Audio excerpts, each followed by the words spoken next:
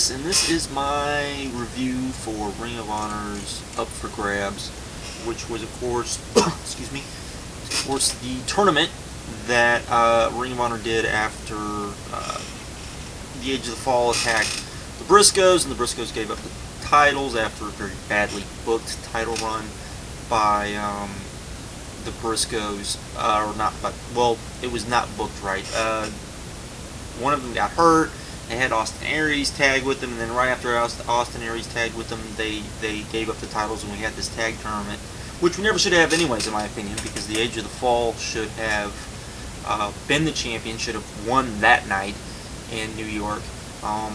But in my opinion, probably the last year I haven't really, or not the last year, but since I would say the Age of the Fall first won the tag team titles, I don't think the tag team titles have been booked right. I think the Age of the Fall should have kept the titles, probably feud with a No Remorse Corpse, and then, you know, to that extent, and then when the Briscoes finally came back from Japan, you could have had the Age of the Fall still with the championships taking on the Briscoes, and they could have feuded over the titles again. Supposedly, the reason why they didn't do that is because they were afraid. Gabe was scared that the Age of the Fall would get over too much his faces. I have said this before.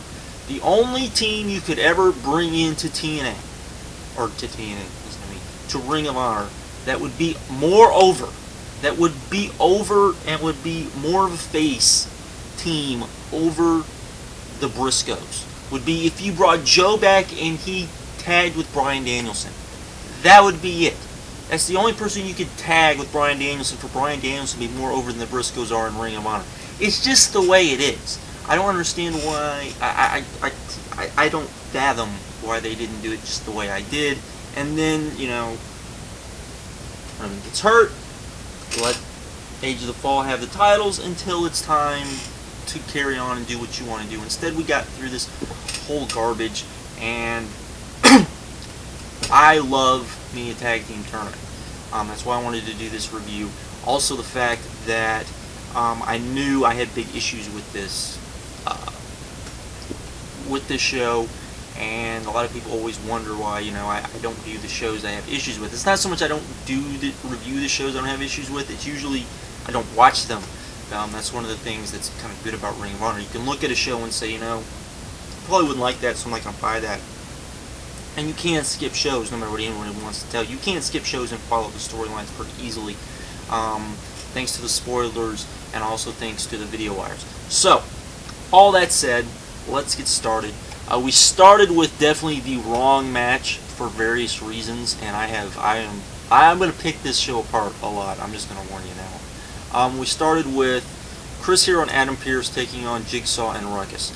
Why these two teams were together and not, really what it should have been Chris Hero and Adam Pearce taking on Delirious and Pelle Primo. I think that would have been a much better match than what we got here, and then Jigsaw and Ruckus taking on the Age of the Fall. I think that should have been the opening match myself, because I think that would have been a good opener. What we got here was just an okay match at best, in my opinion. This was 2 stars.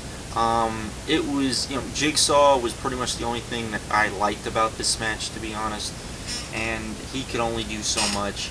This was, in my opinion, it felt like it went too long, and it really didn't go all that long, and it felt like it went too long, so that's never a good sign.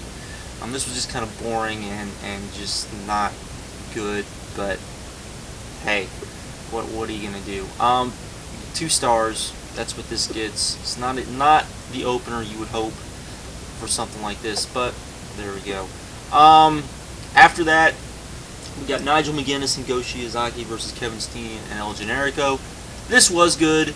This was very funny. That they played this more for pretty much half the match, more of a comedy match, and it was pretty good. El Generico and Go Shiozaki are very good together, and Kevin Steen and Nigel McGuinness are very good together, and so it worked out really well. They did this, like I said, this was much more, I would say, more of a comedy match, though it did get serious near the end. And it was a good match. It was a good 3.5 star match. Very good. Definitely better than the opener. And pretty fun little match there. Then we had Jimmy Jacobs and Tyler Black versus Delirious and Pelle Primo. Like I said, I didn't care for this match. I just, you know, I didn't buy Delirious and Pelle Primo versus them. This was kind of an extended squash to a large degree, and not a very good one either. It was never like in doubt, and Age of the Fall didn't look that good over it. I mean, it wasn't. You know, you compare this to, let's say, the match the Briscoes had at the last pay-per-view at New Horizons, and you kind of see the difference here. It was like I said, I think they picked the wrong teams for the wrong matches in this, and it hurt a lot. This gets a star and 3/4.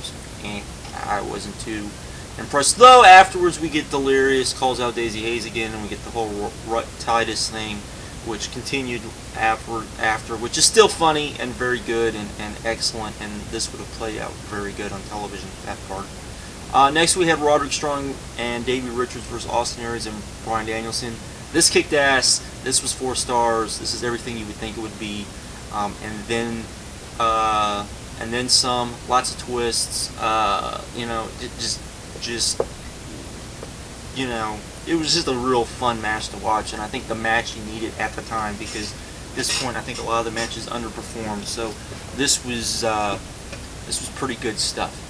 Next we got Kevin Steen and El Generico versus Chris Hero and Adam Pearce.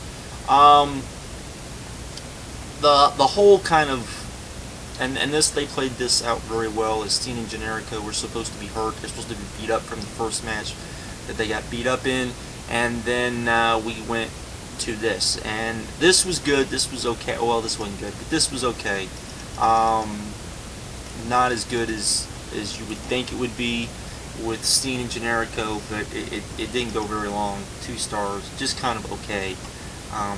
Just not what you would expect. And again, I will get to that in a minute, but there we go. Then we had what I would just call this right here would have worked on television. Does not work on a DVD. Does not work on a DVD that costs $20, in my opinion, as this, in my opinion, is very pay-per-view-esque.